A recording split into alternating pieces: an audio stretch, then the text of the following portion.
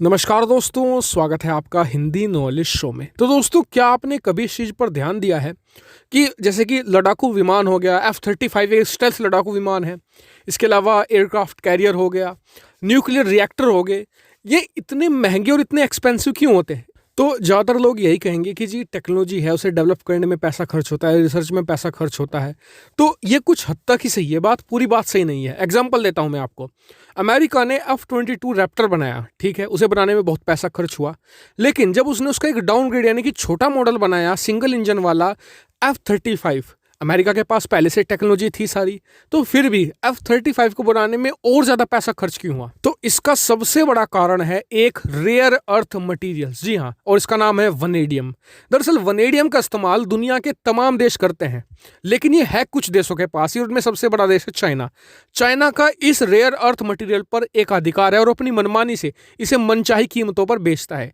Vanadium का इस्तेमाल होता है जितने भी न्यूक्लियर रिएक्टर होते हैं, जिनसे चाहे बिजली पैदा कर रहे हो आप, चाहे आप एयरक्राफ्ट कैरियर बना रहे हो न्यूक्लियर रिएक्टर वाला, चाहे आप सबमरीन बना रहे हो न्यूक्लियर पावर्ड, हर जगह इसी का वनेडियम का इस्तेमाल होना निश्चित है।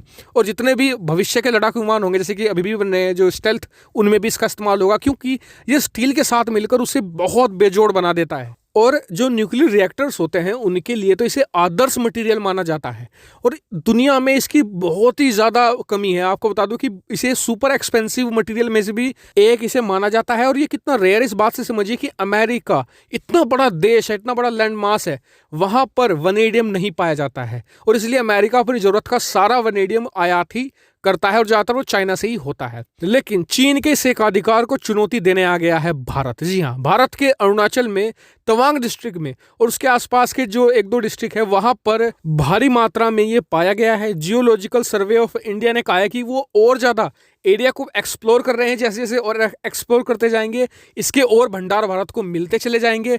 और यकीन मानिए, वनेडियम जिसके पास होगा, एक सैन्य सुपर पावर बनने में बहुत बड़ी मदद मिलने वाली है, क्योंकि इसकी मदद से भारत सस्ते में हथियार तैयार कर सकता है, और बेजोड़ मजबूती वाले हथियार, खास करके नौसेना के लिए जो एयरक्राफ्ट कैरियर्स हैं, उन्हें बहुत ही सस्ते में बनाया जा सकता है अगर आपके पास इसके भंडार हो तो। और चीन इसी के दम पर तो 3-3, 4-4 एयरक्राफ्ट कैरियर्स का प्रोजेक्ट एक साथ आगे लेकर चल रहा है, क्योंकि जो उसकी मटेरियल की कॉस्ट है वो तो कुछ है ही नहीं। लेकिन जो अब मैं आपको बात बताने जा रहा हूं, उसे बहुत ध्यान से सुनिएगा। देखिए, ये बात बिल्कुल तय है कि भारत और चीन की टक्कर होने वाली है नंबर 1 की पोजीशन के लिए 2030-35 के बाद में।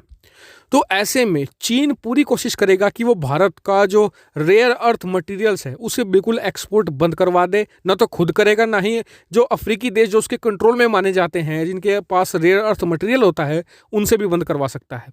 ऐसे में भारत के पास खुद में ऐसे डिपॉजिट होंगे तो हम बिना हिचक के सस्ते हथियार बहुत ही अच्छी क्वालिटी के तैयार कर सकेंगे, और हमें डर नहीं होगा कि कल को हमारे यहाँ पर मटेरियल आना बंद हो जाए तो हम चीज़ें बनाना बंद कर देंगे, और हमें चीन के पास गिड़ाकर नहीं जाना पड़ेगा। और इसीलिए इसके भंडार भारत में मिलना भारत की बहुत बड़ी जीत होगी, क्योंकि आप ये देखिए कि पैसा तो भारत इससे कमाएगा ही। बहुत अच्छी इसकी इस समय मतलब कि मांग है, और बहुत ही सुपर एक्सपेंसिव भी है, भारत की इकोनॉमी को भी फायदा पहुंचाएगा। लेकिन भविष्य में भारत के सुपर पावर बनने में अहम रोल ये अदा करने वाला है, जिससे कि भारत चीन को नेक टू नेक टक्कर दे सके नंबर 1 की पोजीशन के लिए। आपका क्या मानना है इस पर कमेंट करके जरूर बताएगा। साथ ही वीडियो को शेयर कीजिएगा, और चैनल को सब्सक्राइब करना तो बिल्कुल मत भूलना। Thank you for watching video.